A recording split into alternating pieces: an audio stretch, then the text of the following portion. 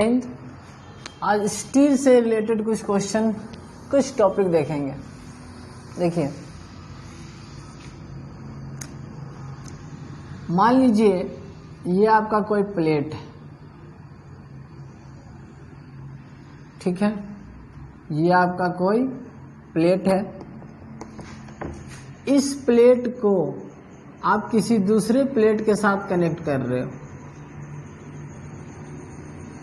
इस प्लेट को आप किसी दूसरे प्लेट के साथ क्या कर रहे हो, कनेक्ट कर रहे हो। तो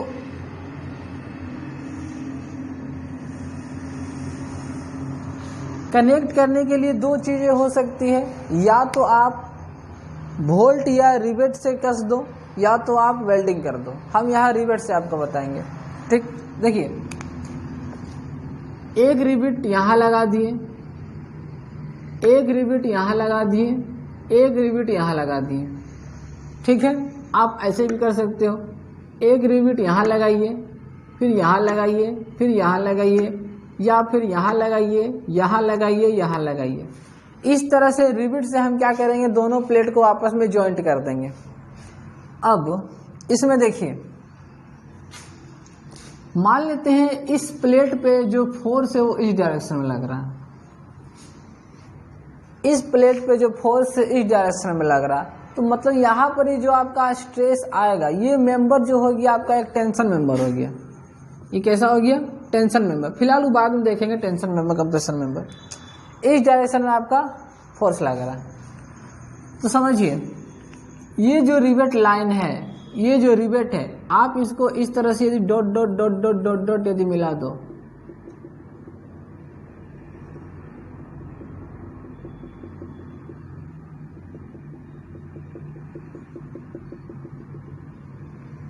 ये सब क्या कहलाता है, तो ये सब जो डॉटेड लाइन है इसे कहा जाता है रिवेट लाइन,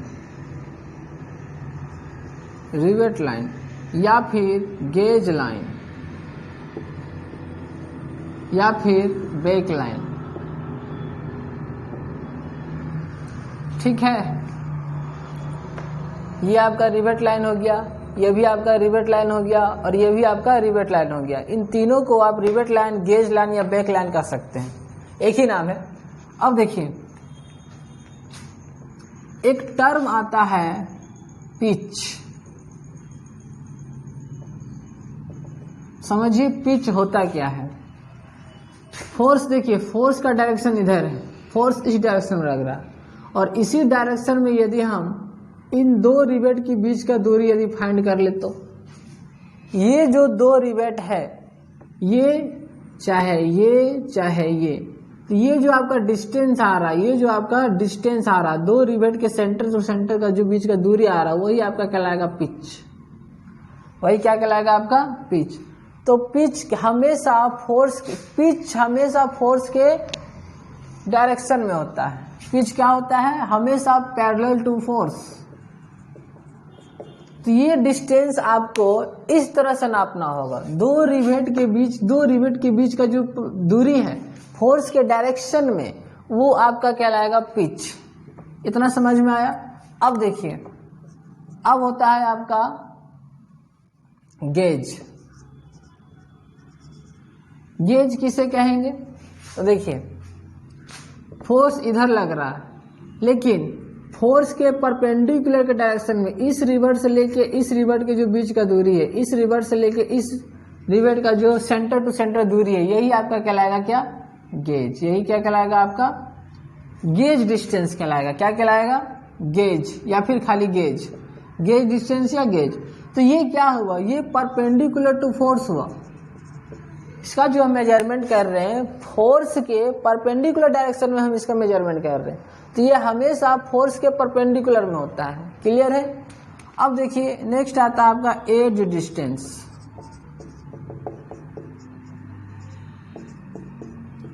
अब एज डिस्टेंस है क्या, देखिए किनारे वाला रिवेट का इस किनारे से जो दूरी होता है, यही आपका कहलाएगा एज डिस्टेंस। ये भी आपका एज डिस्टेंस ही है।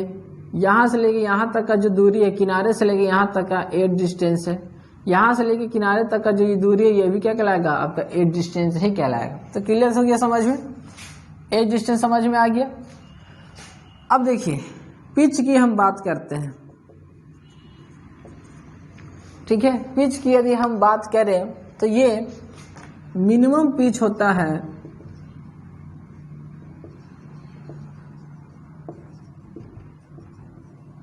मिनिमम कितना पिच हो सकता है, मतलब ये डिस्टेंस कितना हो सकता है मिनिमम, तो ये कहता है कि 2.55 से कम नहीं होना चाहिए, 2.55 से कम नहीं होना चाहिए। अब फाई क्या है, तो फाई आपका डाया ऑफ वोल्ट है, डाया ऑफ वोल्ट या रिवेट कर दीजिए।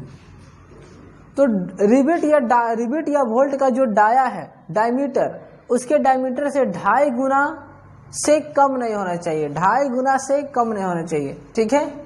ये हो गया आपका मिनिमम पिच, क्लियर है। अब देखिए मैक्सिमम पिच,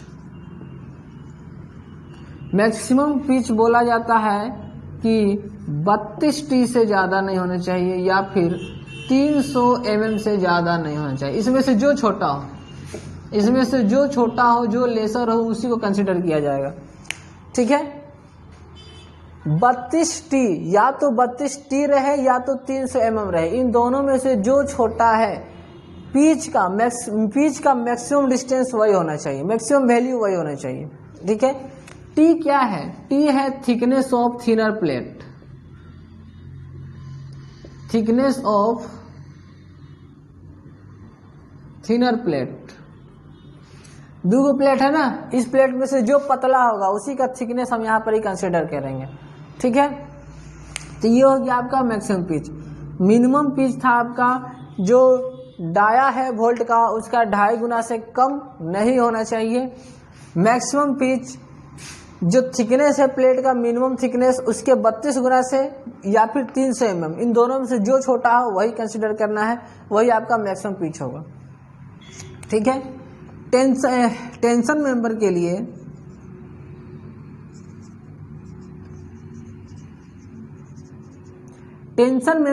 यही मैक्सिमम पिच का जो वैल्यू है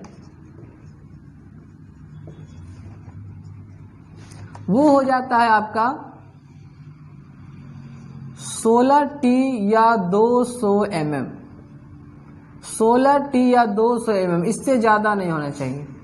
यहां भी इन दोनों में से जो छोटा है वही कंसिडर करेंगे, ठीक। तो मैक्सिमम पिच टेंशन मेंबर के केस में, जो मैक्सिमम पिच होता है वो आपका 16 गुना थिकनेस या फिर 200 mm, इन दोनों में से ही जो छोटा है वही आपको कंसिडर करना होगा।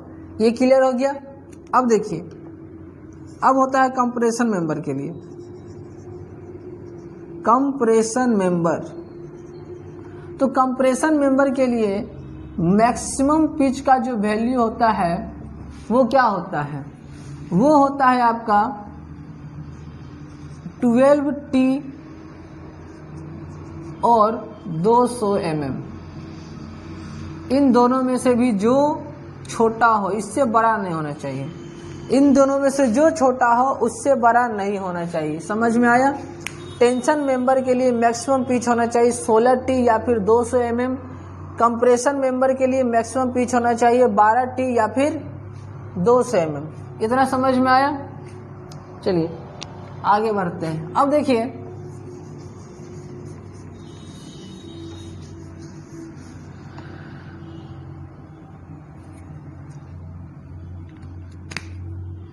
अब है एज, ये एज कितना होना चाहिए, ठीक। एज का भी तो कुछ फंडा होगा कि वो कितना होना चाहिए, तो ये कहता है कि 1.75 डी से ज्यादा नहीं होना चाहिए, ये मैक्सिमम हो गया आपका 1.75 डी, 1.75 डी, 1.75 डी, ठीक है।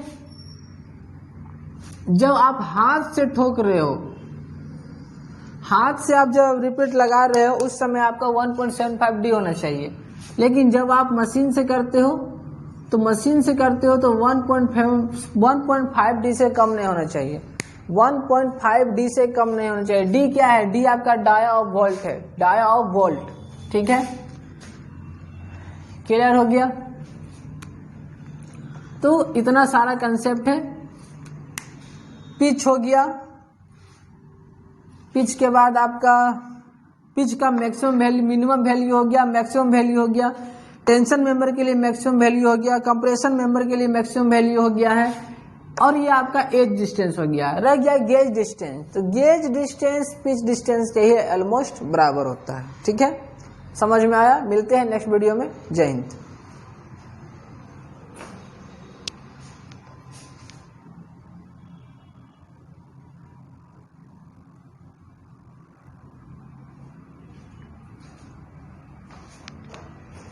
देखिए नीचे वाला आप लोग को नहीं दिख रहा है, कंप्रेशन मेंबर नीचे वाला नहीं दिख रहा है, इसको हम ऊपर लिख देते हैं। कंप्रेशन मेंबर के लिए जो मैक्सिमम पिच होता है वो होता है 12T या फिर 200 mm। 12T या 200 mm, इससे बड़ा नहीं होना चाहिए। इन दोनों में से जो छोटा हो उससे बड़ा नहीं होना चाहिए। यहाँ पर लिखा हुआ 16T और 200 mm, 200 mm भी आपको नहीं दिख रहा होगा, 16T और 200 mm। ठीक है, तो टेंशन मेंबर 16T और 200 mm, कंप्रेशन मेंबर के लिए 12T और 200 mm। ठीक है।